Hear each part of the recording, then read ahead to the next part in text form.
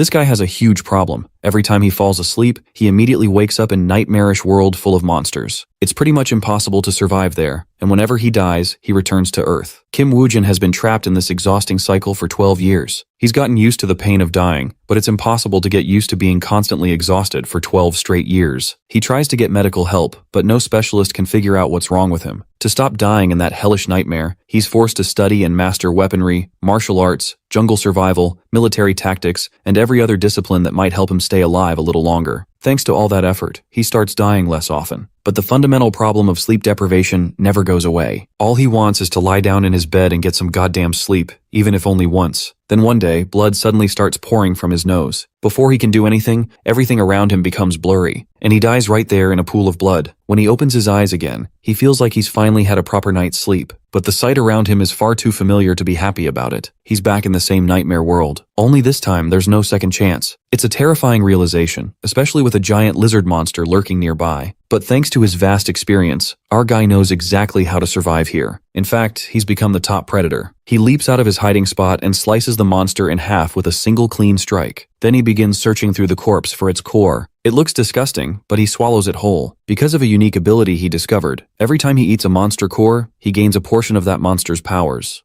As planned, the safest first move was to head to a brighter place untouched by monsters. Woo-jin headed for the safe haven while Aura farming on trees along the way. A night had passed, and he was savoring a welcome change in his life. Finally, he can get a night of perfect sleep whenever he wants. It had been a month since he permanently crossed over to a much harsher reality. The adjustment period was short. He was already proficient when it came to survival. Throughout the month, he continued heading towards the light. Just because he feels more liberated to fight now doesn't mean he regularly seeks out a hunt. Risking his life for fun in this place would be pure madness. Still, there are days when he can't fight the itch to get into a fight. Coincidentally, that itch crops up whenever hunger strikes. Today's breakfast was a giant bat. A sneak attack was all it took to take the poor monster down. As per his routine, he carved up the dead monster's body and fished for the monster core. This essence, present in every monster's body, gives the hunter the chance to gain new power upon consumption. Ever since he made these things his snack of choice, adapting to the harsh surroundings had become a lot easier. He also discovered another relevant fact during the first month. According to the badge he found in his pocket, the body he took over belonged to someone with the status of a third-class mercenary. Surprisingly, he could read the system of writing in this world. The existence of mercenaries and the identification token suggests that people are living and thriving somewhere in this violent world. Finally, he could see the light at the end of his month-long journey. On the outskirts of the monster-free zone, he was taken aback by the sight of a clearly man-made trap laid on the floor. That can only mean one thing.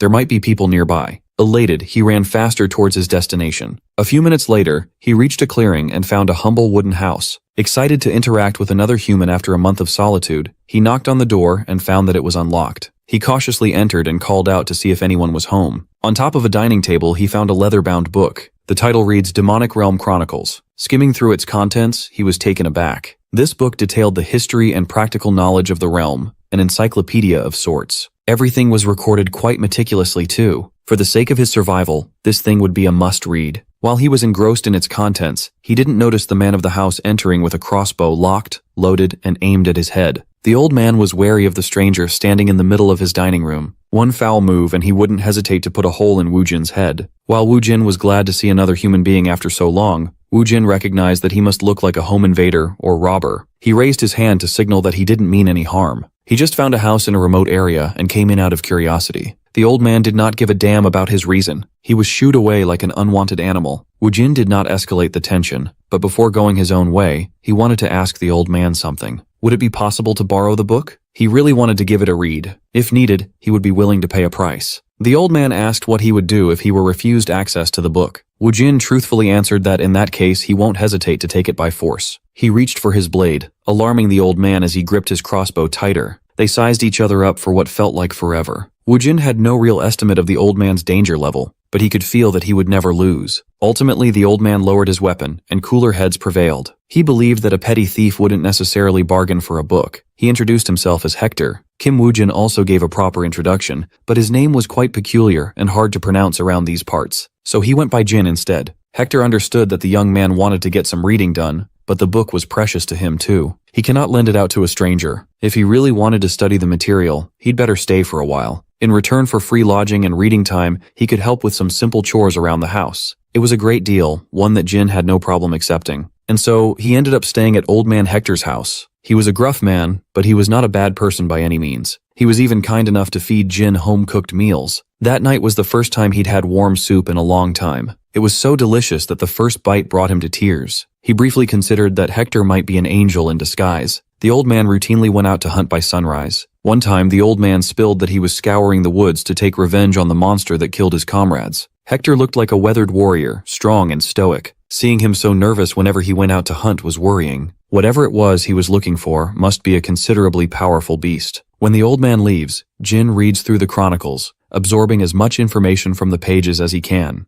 The history of this accursed realm began with the Northern Empire. It was a tale as old as time. The king of the north was blinded by greed and laid his hands on the otherworldly gate. Legends say that on the other side of the gate, the truth of all creation and immense power can be found. On that day, when the greedy emperor tried to force his way into the promise of unlimited power, the calamity was triggered. All sorts of powerful monsters emerged from the otherworldly gate. With their power and sheer numbers, turning the entire northern region into a demonic realm only took 9 years. In an effort to push back, humanity united many fragmented factions to form the Order Alliance. They built a barrier to stop the expansion of the demonic realm. That's enough lore drop for the day. As Jin expected, there was a lot of useful information crammed into the book. According to written reports, the deeper you go into the demonic realm, the stronger the monsters are. Jin's own experience backed this up. The monsters he encountered got significantly weaker as he headed towards the light. While he was digesting some new and interesting information, Hector came running back to the house. Jin was pondering how deep he was inside the demonic realm he had been wandering, while Hector was sprinting for his life. How strong was Jin exactly? A chance to find out might have just presented itself. A pack of werewolves had turned the old man from the hunter to the hunted. Leading the pack was a ferocious bipedal beast, hairy and wild. Surrounding the alpha were countless hungry wolves. A few meters away from the door, Hector stopped and turned around to fire some crossbow bolts. It wasn't enough to deter his furry pursuers. The alpha easily destroyed the bolts with its sharp claws. As the werewolf closed the gap, Hector could feel his imminent death getting nearer by the second. Fortunately, Jin had noticed the commotion and walked out of the house to check it out. He brandished his blade while looking at the beast chasing after the old man who fed and housed him. Ever the kind-hearted man, Hector pleaded for Jin to run away. He did run, but not in the direction Hector was pointing. Without a ripple of emotion, he was locked in on the ferocious beast up ahead. Jin gathered momentum and jumped up, covering a massive distance in the blink of an eye. The alpha tried to claw him out of the air, thinking of him as a nuisance. Jin corrected that dismissive attitude by slashing the alpha's whole arm wide open, exposing flesh and bone. He did not stop there. The blade cut deeper and deeper until the alpha werewolf was sliced cleanly in half. The rest of the pack couldn't even respond to something so absurd. In their eyes, their boss was supposed to be the strongest there was.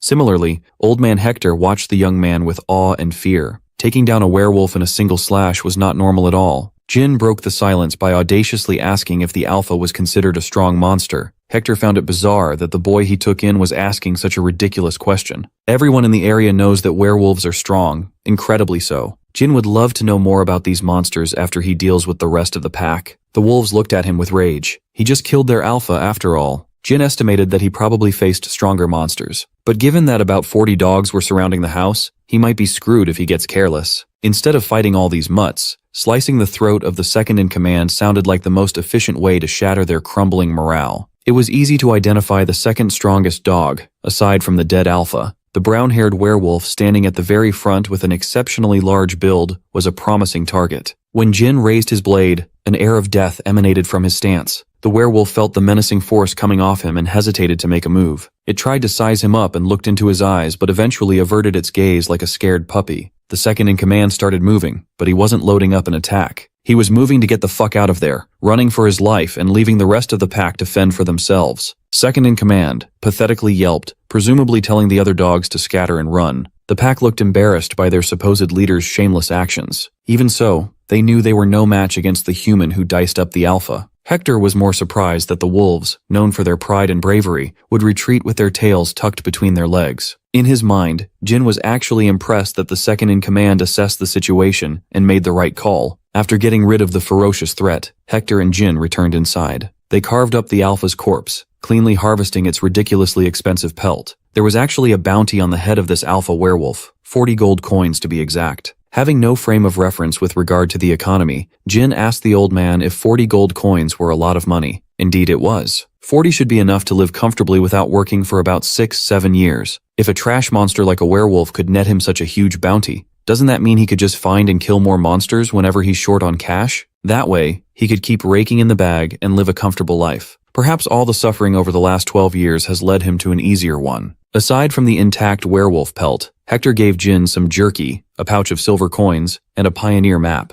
He tasked the young man with taking the loot to Pioneer Village and selling it to a man named Jacob. He already marked the Pioneer Village on the map. He was certain that Jacob would buy the werewolf hide for a fair price. After receiving the old man's kindness over the past few days, he hesitated to accept something so valuable. Hector insisted that he was simply paying the fair price of revenge. He already told the kid that he had a grudge against this beast. He thanked his mysterious guest for finally fulfilling what he couldn't over the years. He just hopes that they meet again if the opportunity arises. Jin shook the old man's hand and also expressed his gratitude. The very next day the pelt was bundled up, and he was ready to go. He had gotten used to living slowly with Hector, but now, it's time to return to the wilderness. On his way to the destination marked on the map, he was being surveilled by a familiar figure. The cowardly werewolf was keeping a worryingly close eye on his departure. The beast looked like it was up to no good. Pioneer Village wasn't too far, a whole day of walking, and he had reached the first walled settlement he'd ever seen in the middle of the demonic realm. He entered the village without a fuss after showing his mercenary identity token. It was quite well stocked for a small town. The residents weren't particularly welcoming to newcomers, though. The dirty looks he was getting were not pleasant in the slightest. He chalked it up to being a stranger in a strange land. Everyone's on high alert. It was understandable, truly. In a world like this, people can be more dangerous than monsters. To get some much-needed information, Jin went straight to the pub. In there, he blended in with the rowdy crowd without a problem. Jin sat in the bar, and the bartender offered him some beer. He didn't come here for the drink. More importantly, he wanted information regarding a man named Jacob. Upon hearing that name, the man sitting next to him reacted curiously. While slicing and snacking on an apple, the man claimed to be Jacob. Jin's first impression was that the guy had the face of a scammer. Despite his reservations, Jin stated that he was sent by Hector to sell a werewolf hide. Upon hearing that, Jacob stood up from his seat and dropped his knife and apple. The man assumed that Hector killed the werewolf himself. Jin did not correct his assumption. After inspecting the wares, Jacob confirmed that the werewolf hide was real. By this time, the entire pub's attention was lasered in on the wolf hide displayed on the bar counter. Jacob's shock quickly twisted into malevolent glee. Without saying a word, the rowdy crowd of the pub encircled Jin with weapons in hand. It looks like Hector was deceived by this Jacob guy. The scammer played with the werewolf pelt and told the boy to get lost and leave the loot. Jin sighed. He should have trusted his scam radar. Faces don't lie after all. Still, he tried to discuss business in a civil manner. Jacob was annoyed that the kid wasn't getting the hint. In truth, old man Hector was an investment. Keeping that old fart alive in the middle of the woods and selling him supplies caused a loss. Conveniently, the hide should cover all the accumulated losses over time. Jin briefly considered just killing the bastard right then and there, but he stayed strong. He doesn't want to kill a human being over a mere hide. He was truly planning to walk away and let the matter go, like the nice guy he is.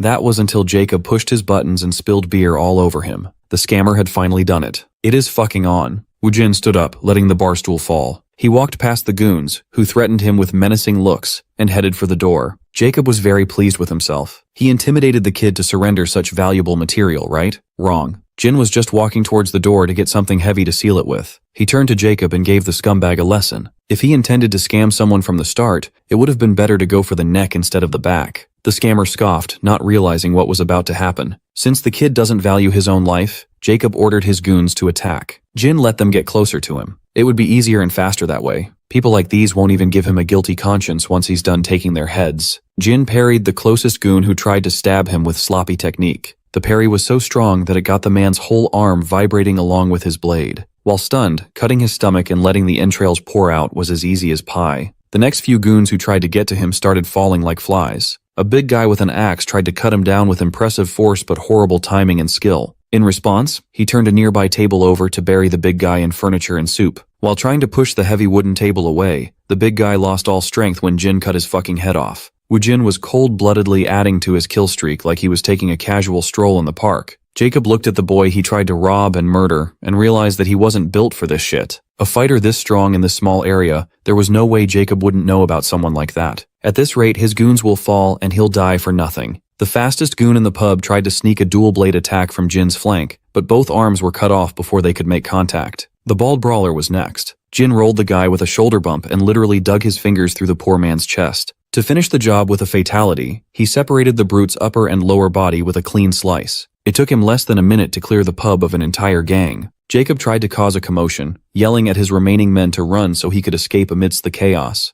With the door blocked, Jacob and the remaining goons threw themselves through the glass windows just to get out. They might have gotten away if it weren't for another surprise. Outside the pub, a snarling red wolf was waiting. It didn't make sense. Why would a monster this vicious roam inside the village? The shock from the wolf's surprise appearance brought Jin enough time to catch up. A murderous scam victim on one side and a voracious beast on the other. There was nowhere to go. Jin casually looked at the giant dog and remembered the clever coward from the day before. The wolf's eyes lingered on him for quite some time. Jin coldly asked if the dog came here to die alongside the shameless scammers. Just like yesterday, the beast curled up in fear under Jin's gaze. To show that he did not come here with hostile intentions, the wolf whimpered and dropped to the ground, showing Jin its belly. It panted and wagged its tail like a well-trained house dog in front of him. The dog rolled around the grass like an energetic good boy. Jacob and the goons were equally confused and frightened by the bizarre turn of events. Woojin was quite annoyed by such mutt-like behavior. He didn't have time for this. But since the guy was seemingly trying to get his attention to get adopted, he threw the dog a little test. Jin pointed at Jacob and the goons and ordered the wolf to bite. Immediately, the sweet and energetic doggo was gone. In its place was the fearsome beast that ruled the nearby woods. The wolf maimed the goons without mercy, biting their faces off and inflicting as much pain as possible. Jin preferred seeing the mutt behave like an apex predator compared to the cutesy act. Jacob recoiled in cowardly terror as his goons were turned into mincemeat. The wolf bit into their flesh and nastily painted the ground with blood. The scammer's brain tried to come up with a plan to get out of this messed up situation. He reckoned that Jin was just a strong moron. Thinking that he could get away scot-free if he apologized a few times, he got down to his knees in surrender. He pleaded for mercy and promised to do anything to be forgiven. Of course, he was just doing this to get out and plot his revenge afterward. Jin wasn't stupid. He parked his blade right next to the scammer's head, scalping that son of a bitch just a little. Jacob didn't dare move a single inch. He was completely wrong about this kid. If there was one thing Jin hated, it was being taken for a pushover. Well, he was. He used to be that way. Back on Earth, his boss would put on an acting masterclass in apologizing for a delay in his salary. That pig would cite that the factory wasn't doing so well. Back then, Kim Woo-jin was a soft-hearted pushover who didn't want to rock the boat. So, he accepted. Showing that kind of weakness was a mistake. Once his boss knew he had no backbone, the salary that had been a week late was delayed by another month, multiple months, and eventually, he was slaving away for free. He was so pathetic that the manager had stopped putting on an act, snapping at him whenever he asked to get paid. As always, that fucker would claim that they should be sticking together when times are tough financially, even though his golf clubs were brand new. In the end, Woo-jin was branded selfish,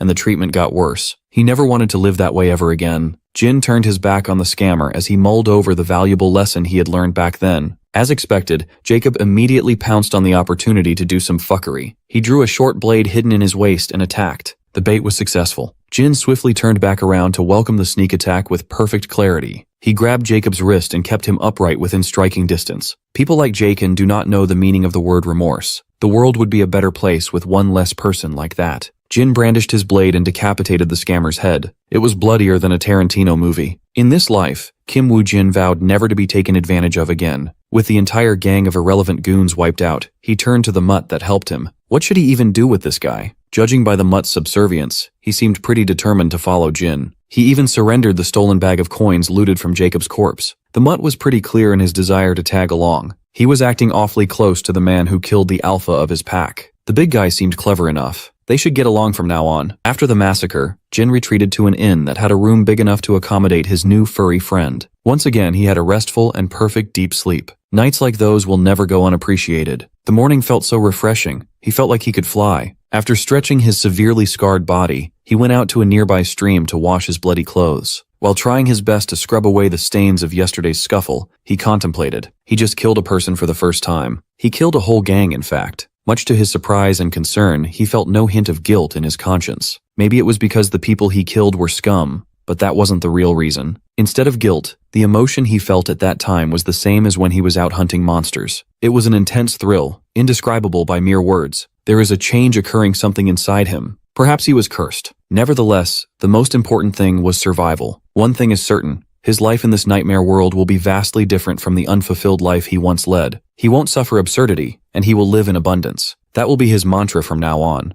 Alongside the mutt, he trekked towards the next human settlement nearby. Fifth Pioneer City. He still needed a buyer for his werewolf pelt. For now, he instructed the mutt to stay nearby while keeping out of sight. He would attract too much attention inside the Fifth. According to the chronicles he read, he would have to visit the nearest Order Alliance to receive a monster bounty. The Fifth should have a branch of the Order Alliance. It did not take him long to find the